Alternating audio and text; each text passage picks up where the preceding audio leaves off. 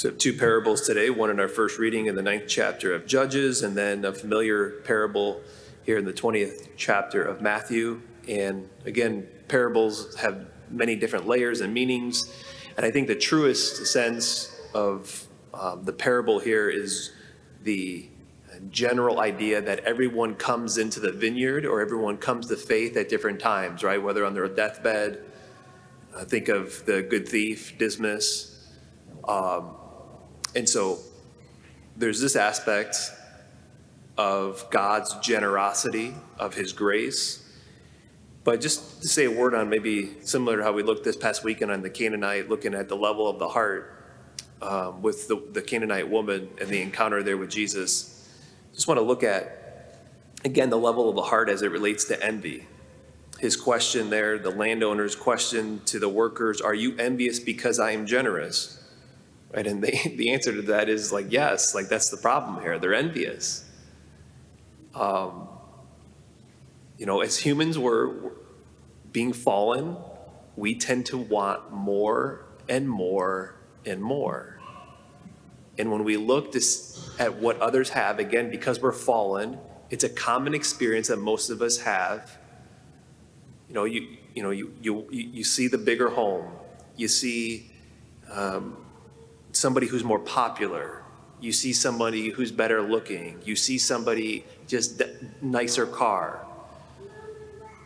When you notice a sorrow inside, when there's a hint of sorrow in you, when you see someone else has something that you don't have, that's envy.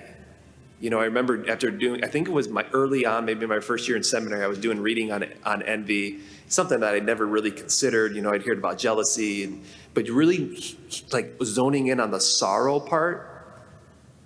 I remember it was like that next week, there was just a couple things that came up. One of them, was just a silly, I might have shared it before, just somebody on the seminarian basketball team. The seminarian basketball team, okay, was better than me in basketball. All right, there's actually two of them better than me.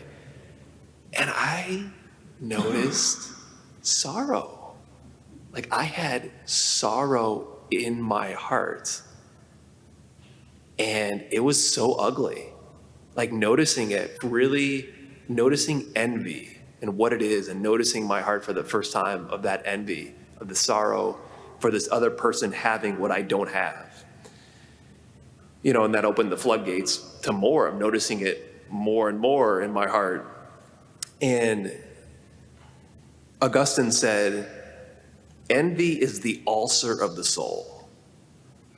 Envy is the ulcer of the soul. So again, an ulcer is this open wound in the stomach. And it's, bleeding envy, this intense feeling of discontent, negative attitude, negative emotion, bitterness. Okay, envy is the ulcer of the soul. John Chrysostom also said, envy is the mother of murder. Okay, envy leads to murder. Maybe the actual murdering, physical murdering someone, but also just the hate, the murder through hatred in our heart for somebody. So I just want to offer three things of maybe antidotes to envy. One, practice gratitude.